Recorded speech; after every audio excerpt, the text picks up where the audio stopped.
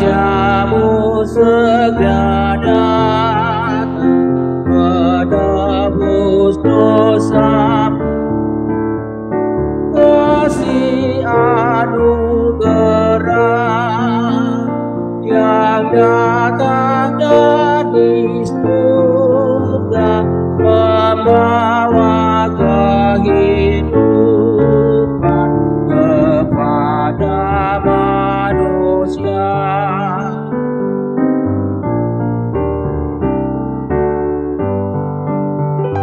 Paul ini iman, marohamu nabi, alailah Solomona pada masa suci,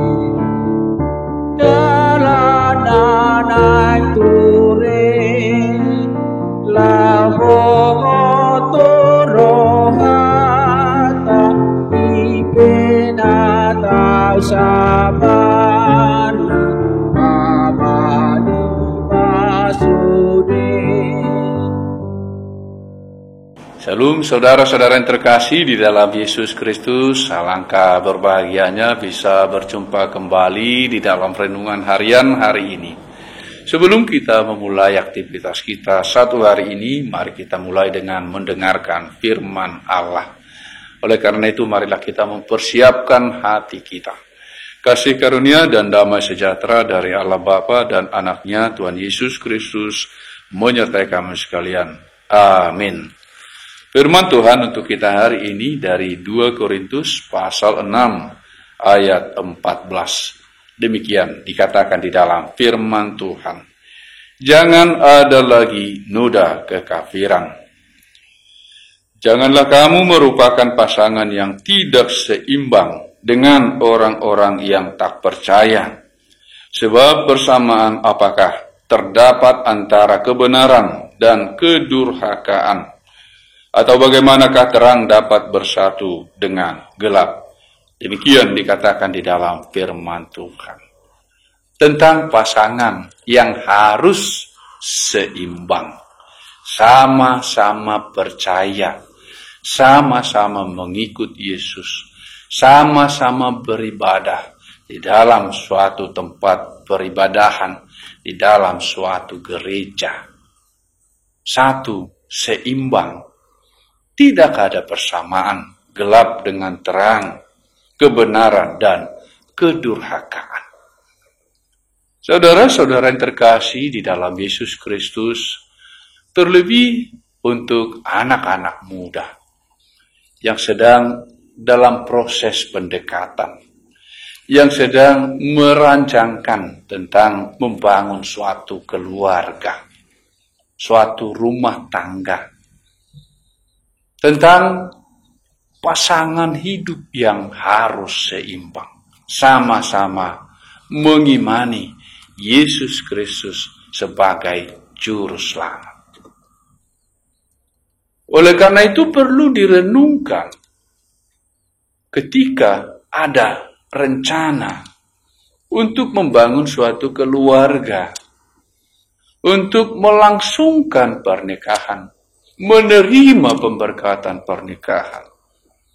Apakah yang sedang diharapkan dari sana?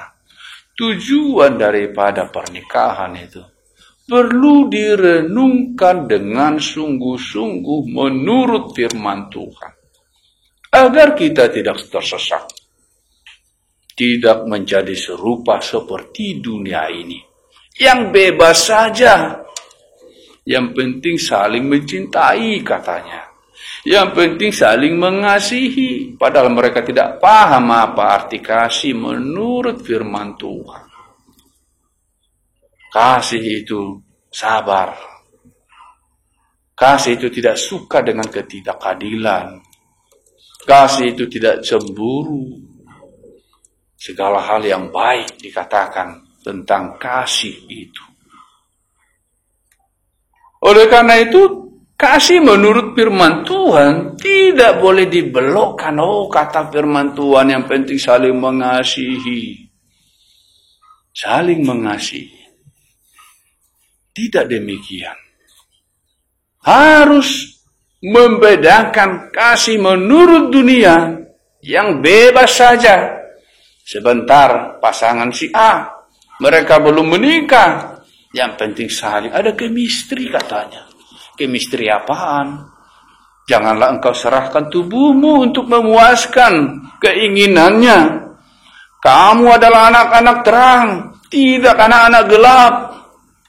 Kamu sudah ditebus oleh darah Yesus, dikatakan di situ. Tetapi harus yang sama-sama percaya bahwa Yesus adalah juru selamat. Karena keluarga itu, perkawinan itu, pernikahan itu di dalam firman Tuhan adalah kudus, tidak sembarangan. Tetapi ada aturan-aturan yang harus diikuti. Saudara-saudara yang terkasih di dalam Yesus Kristus, seandainya pun dunia ataupun negara mengizinkan, tetapi sebagai orang Kristen, pengikut Kristus, lakukanlah firman-Nya.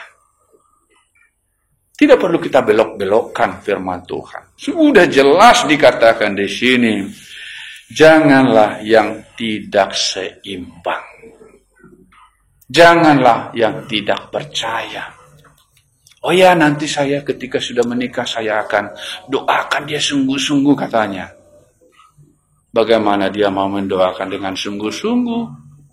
Malah kemungkinan besar dia akan meninggalkan Yesus. Dia melupakan apa yang dikatakan oleh firman Tuhan, akulah jalan dan kebenaran dan hidup. Tidak ada yang bisa sampai kepada Bapa kalau tidak melalui aku. Oleh karena itu perlu persiapan, perlu perenungan, perlu pendalaman firman Tuhan tentang pasangan hidup. Apalah artinya kita memperoleh seluruh dunia ini kalau kita kehilangan jiwa kita? Apalah artinya kita menerima ataupun melangsungkan pernikahan yang tidak sesuai dengan kehendak Tuhan? Kita kehilangan jiwa kita. Tidak ada gunanya itu. Kalau itu membawa kepada murka Tuhan karena melanggar firman-Nya. Tidak ada kebahagiaan di sana.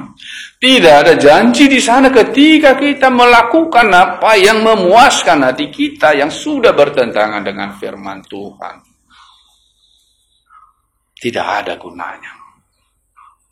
Saudara-saudara yang terkasih di dalam Yesus Kristus, orang tua juga harus memahami ini. Sehingga harus berani menegur anaknya. Memang harus selalu mendoakan anaknya, menasihatinya, dan harus menegur anakku. Apa tujuanmu menikah kalau harus meninggalkan Yesus karena pasangan hidup? Ketika engkau sudah menjual Tuhanmu, kemungkinan besar engkau akan berani menjual apapun.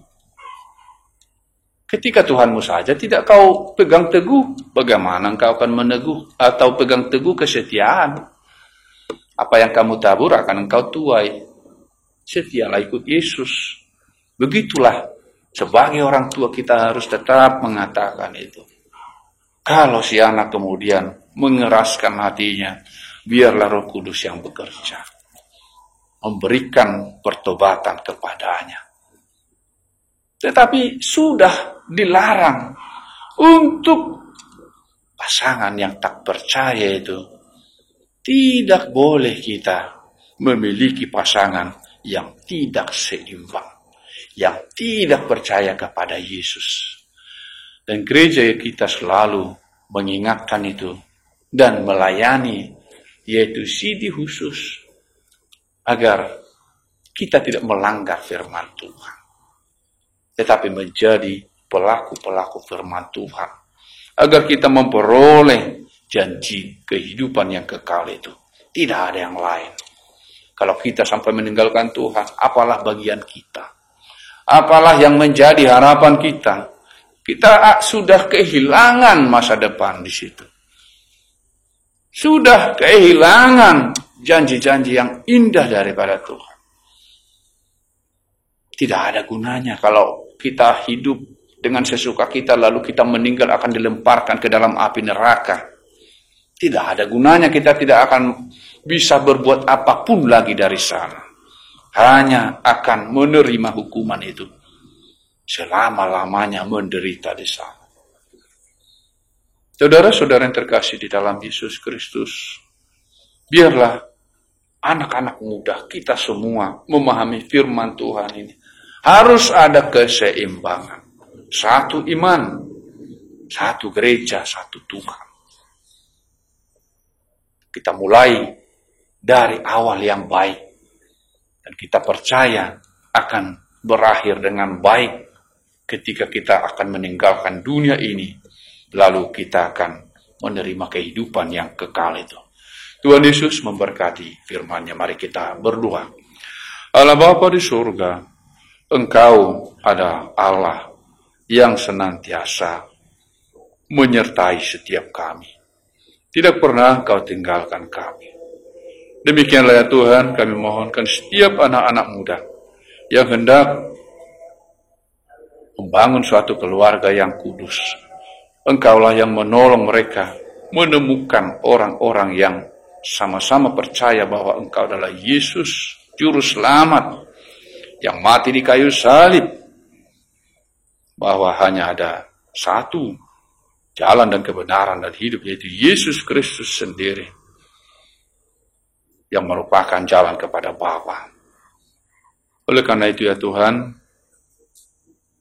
Engkaulah yang menolong setiap anak-anak muda, setiap orang yang sedang merancangkan tentang pernikahan mereka, ataupun keluarga yang mereka idam-idamkan, agar sama-sama takut akan Tuhan. Terima kasih Tuhan, di dalam Kristus Yesus Tuhan kami berdoa kepadamu. Amin. Kiranya kasih karunia Tuhan Yesus Kristus dan Allah Bapa dan persekutuan Roh Kudus menyertai kamu sekalian. Amin. Shalom saudara-saudara yang terkasih di dalam Yesus Kristus. Tuhan Yesus memberkati firman-Nya.